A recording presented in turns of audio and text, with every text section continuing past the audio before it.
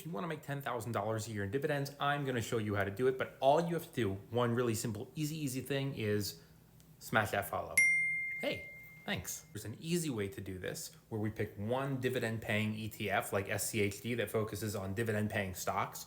And there's a complicated way in doing this, which would be saying I'm going to pick 10, 15, or 20 individual dividend paying companies and ETFs, and we'll break it down by the math, 100 shares of this one and 20 shares.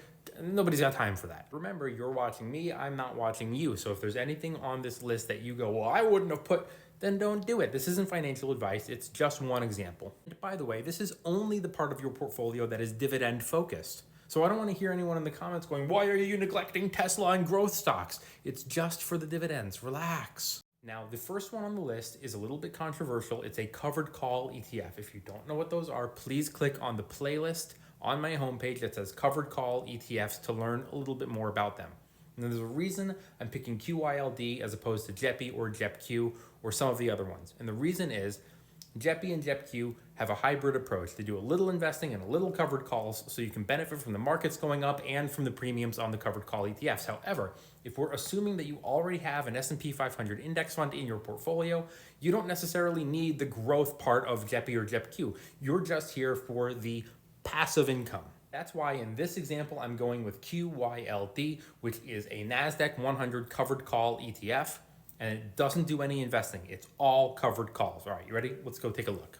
And by the way, when we do this video, I'm gonna be rounding up all the numbers. So instead of 1784, it's just gonna say 18 bucks to keep the math easy. You can see that it is up 8% in the last year. And you can see that it has an annual dividend of 11.56%, which turns out to be around $2.06 per year, even though yes, this fund does pay monthly, and they have an expense ratio that's a little bit higher. Their monthly dividend is around 18 cents. Any expense ratio under 1% is considered low, and any expense ratio over 1% is considered high. In this case, you're gonna expect a little bit of a higher fee based on what they're doing, selling these covered calls. The next one on the list is Realty Income. They specialize in single tenant properties like pharmacies, movie theaters, gyms, large retail stores like Costco's and stuff like that. Realty Income is currently $52 a share. They have a 5.88% dividend or $3.08 per year. And they also pay monthly, and you can see their monthly dividend comes out to around 26 cents per month. The third one on the list is Altria, and I know a lot of people have a problem with investing in big tobacco, but their dividend is really high. Their stock is around $41 per share, and you can see their dividend right here, 9.58%. And they do not pay monthly, they pay quarterly, and you'll get around 98 cents per quarter or $3.92 per year. The last one on the list is, yes, SCHD. It's largely viewed as the most popular dividend ETF on the market.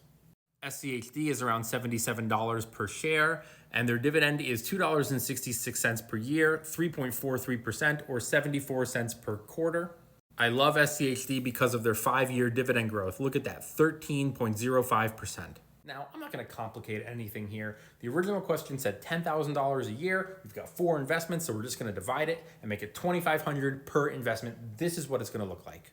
Remember, the goal is to make $10,000 a year, and our goal is to make $2,500 from each one of these. So for QYLD, you're gonna need 1,213 shares, which will cost you 21,000 bucks. For Realty Income, you're gonna need 811 shares, which will cost you around 42,000 bucks.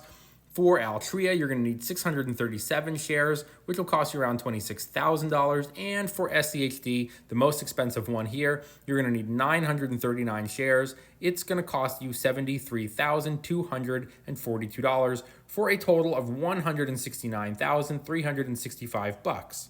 Now, let's say you didn't want any of these other investments. You just wanted SCHD, the Schwab Dividend ETF, and you wanted to make $10,000 a year from their dividend alone. What would it cost you to do that? Don't worry, I got you.